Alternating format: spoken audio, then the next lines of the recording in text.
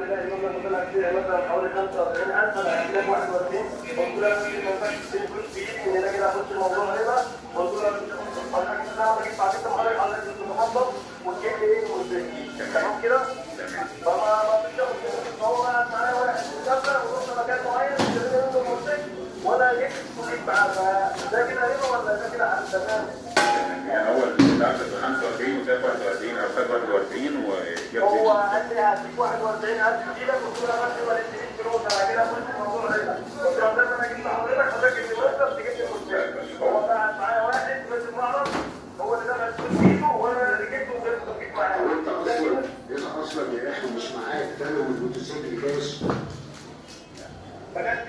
ما معكش يعني انت عايز تشتري بالتقسيط. بس هو كان قايل هو اللي هيجيب الحاجه دي.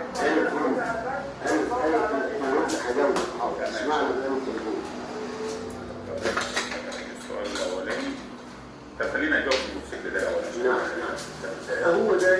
الامر السائد الان في المجتمع في نظامين للشراء بالتقسيط. منهم نظام حلال تماما وده الشرع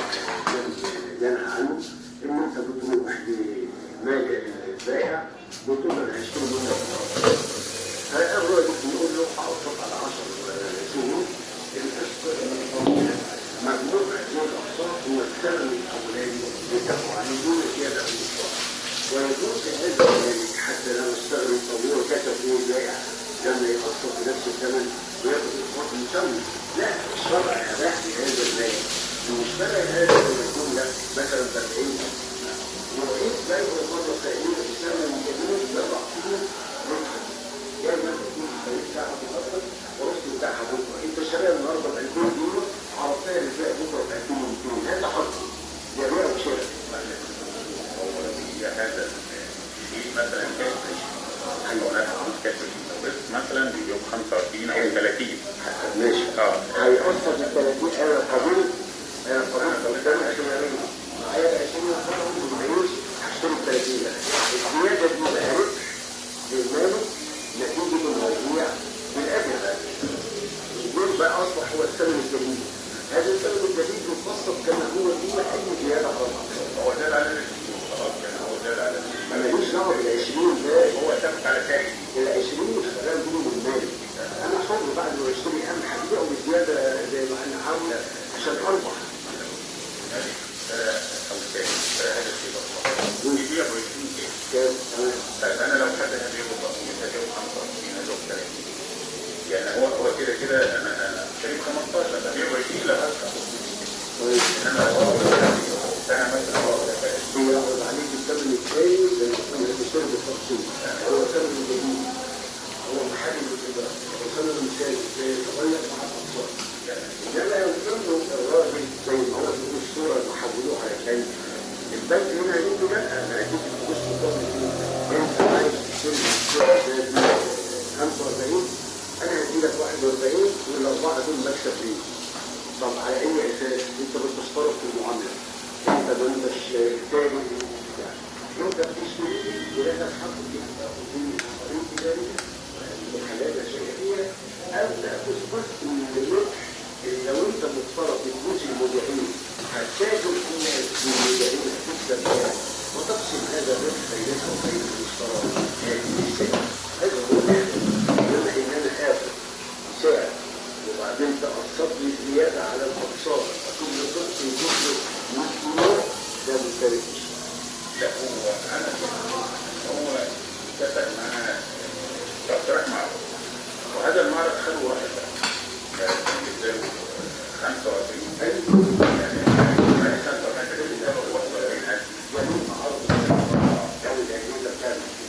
يقول لك يا استاذ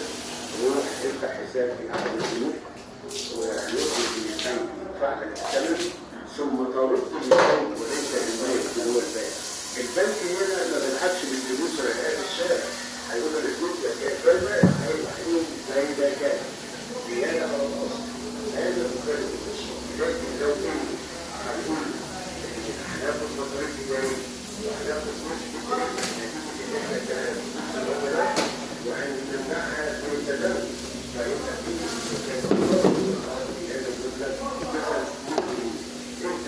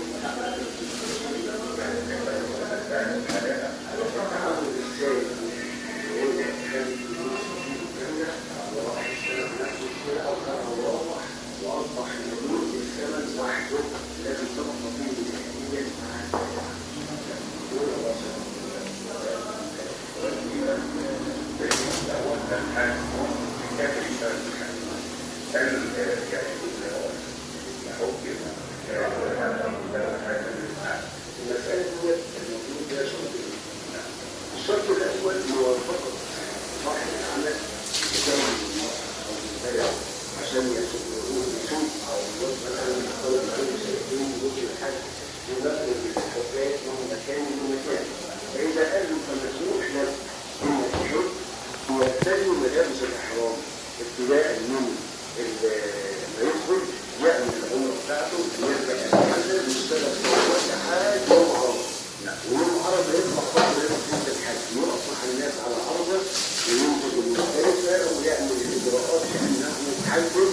وهو يعمل في نفسه. بس بيقول من صاحب يعني هو رايح يشتغل فبيقول كده هو كده بيقول صاحب ما وجدش لا يصح المجال وهي تكون خالفت شروط العمل ويكون في شبهه لانك انت كده استخدمت وقت العمل في العمل ليس محقق. فانت لو كنت تاخذ جائزه ما يعمل في الاحوال يبقى انك انت بتشوفه العربيه او الامور بالعمل يعمل تثبيت وتسوق وتقود السياره على الارض بين اشيائه ويكون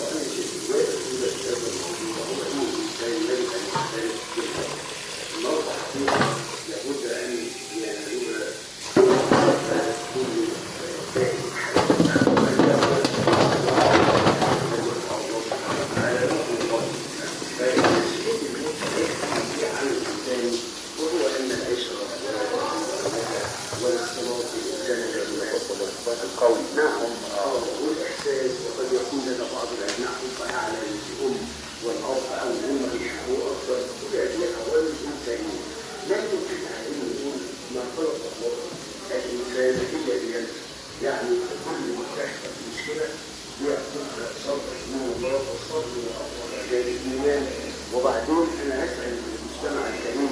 لو كنا بيك اولاد وانت تعلمنا بيك العالمين ومرضى شغالات كثيره وكتابات الشباب ورايحه جايه على المستشفى وتشوف الاطباء والتحاليل هل تفكر من خلال هذا ابدا سينفضل سنه الشاهد الى كده لان ربنا بيضع الامور محل الامور. فعليك ان تتفهمي ذلك اولا الصبر على قضاء الله أن الله قد استرد هذه الوديعة أن الإنسان الذي مات لم يعد منقطعا عن الحياة حياة طويلة لا أكون إذا كان صحيحا أنت تقدري تعملي كل حاجة تخطر على بالك وتنمي ثوابا مثلها من أين ولادها من صراط الله من صدقات من تبرعات من عمل عمرة نافلة وما كانش حد بحد مكانها كل الدعاء يوجد من التطور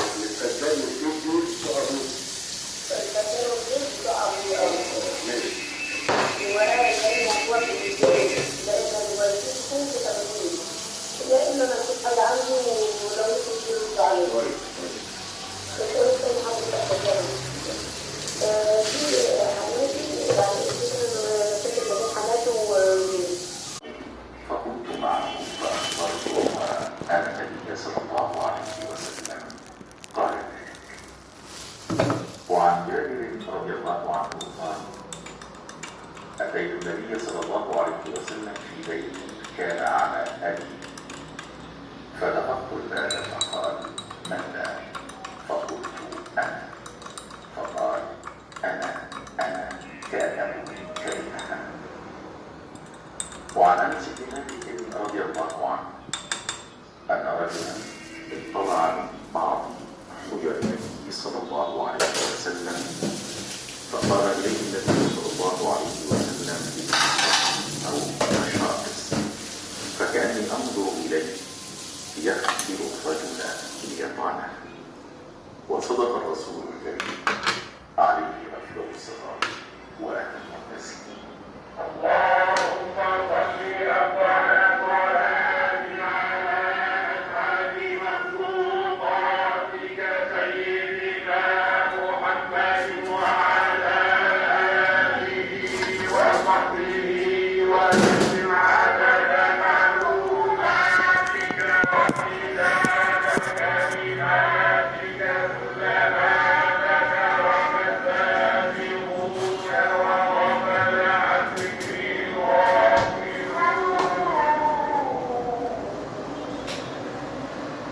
اللهم صلاة وسلاما عليك يا سيدي يا رسول الله. إذاعة القرآن الكريم من مع هذا الابتهال الشريف محمد الطوخي. إلهي جئتك بذنب